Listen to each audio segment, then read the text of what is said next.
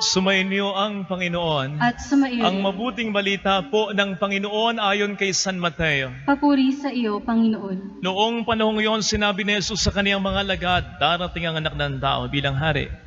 Asamang lahat ng anghel at luluklok sa kanyang maringal na trono. Sa panahong iyon, matitipon sa harapan niya ang lahat ng tao. Sila'y pagbubukod-bukirin niya, tulad ng ginagawa ng pastol sa mga tupa at mga kambing. Ilalagay niya sa kanyang kanan ng mga tupa at sa kaliwa ang mga kambing. At sasabihin ng hari sa mga nasa kanan, "Hali kayo, mga pinagpala ng aking Ama. Pumasok na kayo at manirahan sa kahariang inihanda para sa inyo mula pa ng likhain ng sanlibutan. Sapagkat ako'y nagutom at inyong pinakain, nauhaw at inyong pinainom. Ako'y isang dayuhan at inyong pinatuloy, ako'y walang maisot at inyong pinaramtan, nagkasakit at inyong dinalaw, ako'y nabilanggo at inyong pinuntahan." Sasagot ang mga matuwid, "Panginoon, kailan po namin kayo nakitang nagutom at aming pinakain, nauhaw at aming pinainom? Kailan po kayo naging dayuhan at aming pinatuloy o kayo walang maisot at aming pinaramtan? At kailan po namin kayo nakitang may sakit o nasa bilangguan at aming dinalaw?" Sabihin ng hari, "Sinasabi ko sa inyo, nang gawin ninyo ito sa pinakahamak sa mga kapatid kong ito ay sa akin yung ginawa." At sasabihin naman ng mga nasa kaliwa, o sasabihin naman niya sa mga nasa kaliwa, "Lumayo kayo sa akin, mga sinumpa. Kayo'y pasasaapoy na di mamamatay na inihanda para sa dyablo at sa kaniyang mga kampon. Sapagkat ako'y nagutom at hindi nyo pinakain, nauhaw at hindi nyo pinainom. Ako'y naging isang dayuhan at hindi nyo pinatuloy.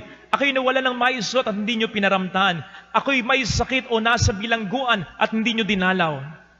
At sasagot din sila, "Panginoon, kailan po namin kayo nakitang nagutom, nauhaw, naging dayuhan, nawala ng maisot, may sakit o nasa bilangguan at hindi namin kayo pinaglingkuran?"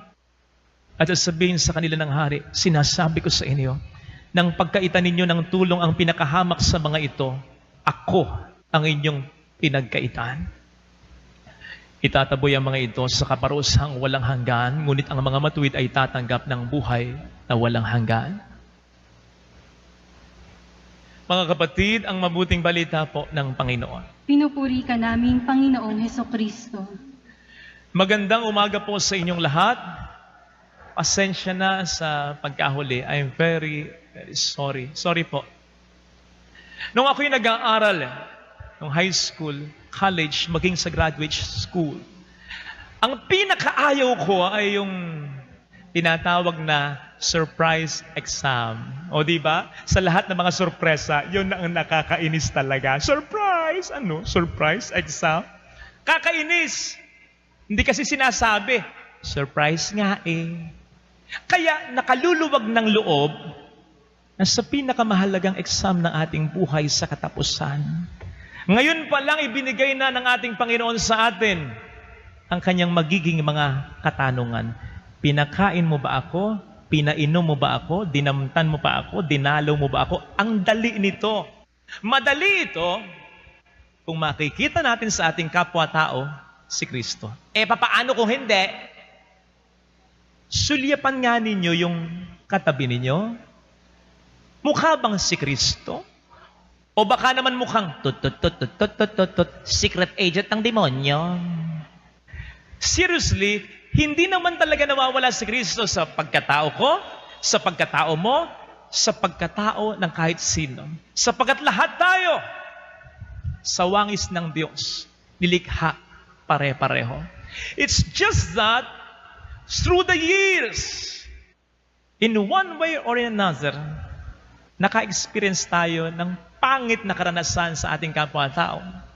Niloko tayo, sinaktan tayo, and worse, inabuso, pinaiyak, pinaluha ang ating kapwa.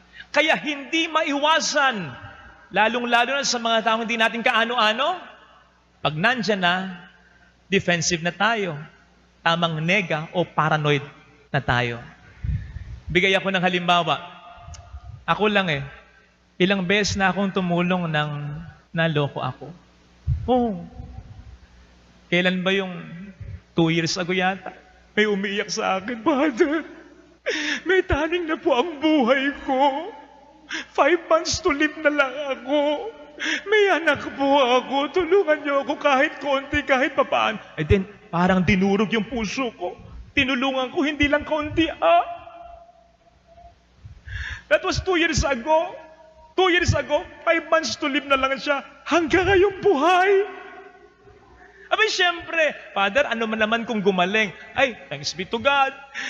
Kung may himala, pero walang himala. Yun talaga ang racket niya. Ang dami kong napagtanungan o maraming nagsabi sa akin, ang dami naming naging biktima. Kaya, kapag may humihingi ngayon sa akin ng tulong, hindi ko maiwasan na ang makita, kung minsan hindi si Kristo, kundi siya. Karanasan. O sige, di ba? Break na raw si Derek Ramsey at si Andrea. Oh, di ba dati kay sweat nila? Nagpatayo pa ng bahay si Derek na ang mga designs may say si Andrea. So naisip natin, lalagay na sa tahimik yung dalawa. Magsasama na mag-aasawa. Tapos ngayon break na. At walang third party Walang third party na mas madali ko sanang maintindihan kaysa yung sinasabi ni Derek Ramsey. The breakup has happened so fast. Maybe 2 people are just not meant to be. Not meant to be! Ganun lang yun. Ganun kadali yun. So dahil dyan, ikaw namang babae, may boyfriend ka, o may nagkakagusto sa'yo, may nagugustuhan ka. Ang iniisip mo, baka balang araw, i-Derek Ramsey mo lang ako. Sabi naman ng isa, okay lang, Father. Basta, gwapo siya. Sabi ko naman sa kanya, Hay! Loka, hindi ikaw si Andrea. Ilusyonado. Seriously, ito yung sinasabi ko sa paglipas ng mga panahon. Maaaring we have let our hearts be filled with bitterness, with sadness, with doubts, with hatred, with anger. Because of this unpleasant experiences in our lives and in the lives of others. So unti-unti, napuno ang puso natin ng lahat ng mga negatibong bagay na ito at nawala na ng puwang sa puso natin si Kristo. Kaya nahihirapan tayong makita rin si Kristo sa katauhan ng ating kapwa-tao. O dati-rati, may isang Muslim na ang sabi sa isang pari ay ganito, Tont. Hinawakan yung dibdib niya. Tapos hinawakan din ang dibdib ng Muslim. Naisip niya, baka ang sinasabi ng Muslim, mamaya dudukutin ko ang puso mo. Hanggang sa sinabi sa kanya ng katabi niya, ang sinasabi pala ay, the God who is in you meets the God who is in me. Tanging tao lamang na may Kristo o may Diyos sa kanyang puso ang makakakita ng Diyos o Kristo sa kanyang kapwa-tao. Natatandaan ko sa seminaryo, mayroong isang kanta na hindi ko maisip ang title, pero mayroong tono at lyrics na ganito. Sana kung minsan makanta natin, hindi ko na naririnig ito.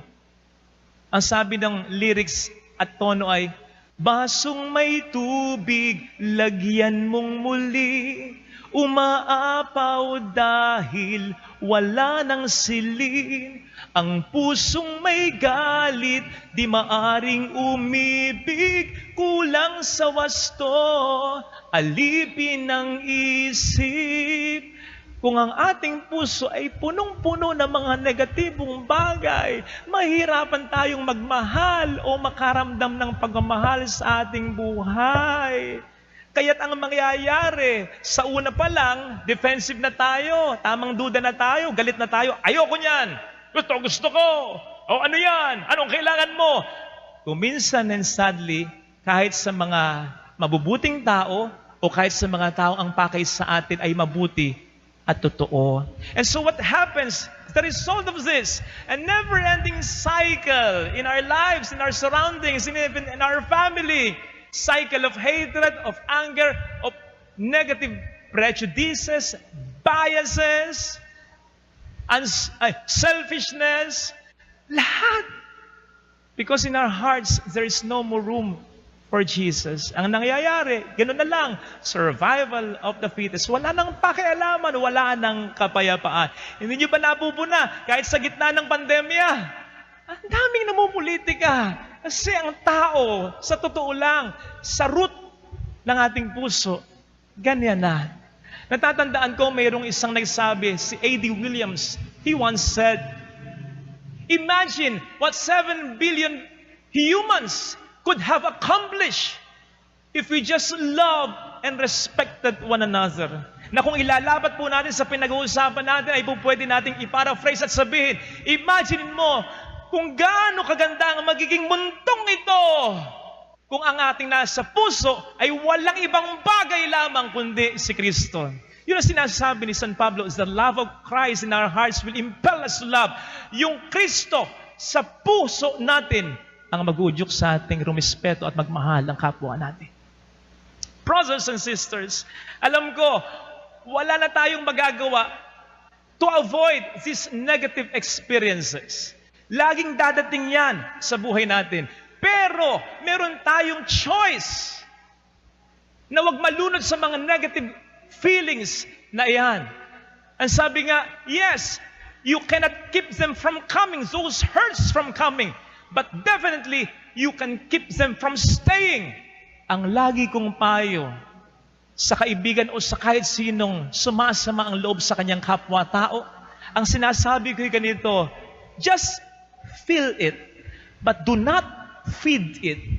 Ramdamin mo lang, nasaktan kayo, talagang masakit yan. Hayaan mong iyong maramdaman. Do not deny yung pakiramdam na yan. Pero tulad ng ibang pakiramdam, lilipas din yan. Maghintay ka lang. Yun nga lamang, wag mong pakakainin, wag mong aalagaan, wag mong itatanim ang sama ng loob na yan, wag mong didiligan, sapagkat sa huli, ikaw ang unti-unting lalamunin yan. Look at Jesus. Napaka-perfect na example, si Kristo. Kasi isipin po ninyo, may mga papangit pa ba sa mga nangyari sa Kanya? Wala na. Wala. Siya na ang pinakamabuti sa lahat, pero nakaranas ng pinakamasaklap sa lahat. Nagalit ba siya? Yes. Na-disappoint ba siya? Yes. Na-frustrate ba siya? Na-disappoint ba siya? Nawalan ba siya ng gana? Yes. Pero hindi niya pinili na manatili yan sa puso niya, na maapektuhan na ang pakikipagkapwa-tao niya. Nag-preach pa rin siya, gumawa pa rin siya ng mga himala, kumain pa rin siya sa bahay ng Pariseo, nakihalupilo pa rin siya sa mga makasalanan, nagbigay pa rin siya ng mga himala sa kanyang mga sariling kababayan, kahit anong una, siya'y nawalan ng gana dahil sa hindi nila pagsampalataya. Pinagtiwalaan pa rin niya ang kanyang mga disipulo sa kabila ng kapalpakan ng mga ito. And here's the thing, imagine, hanggang sa siya'y nakabayubay sa krus, isipin po ninyo, mamamatay na lang siya, hindi pa tumitigil yung mga pangit na pangyayari sa buhay niya. Iniwan siya ng kanyang mga itinuring na mga kaibigan, ng mga kapamilyang alagad.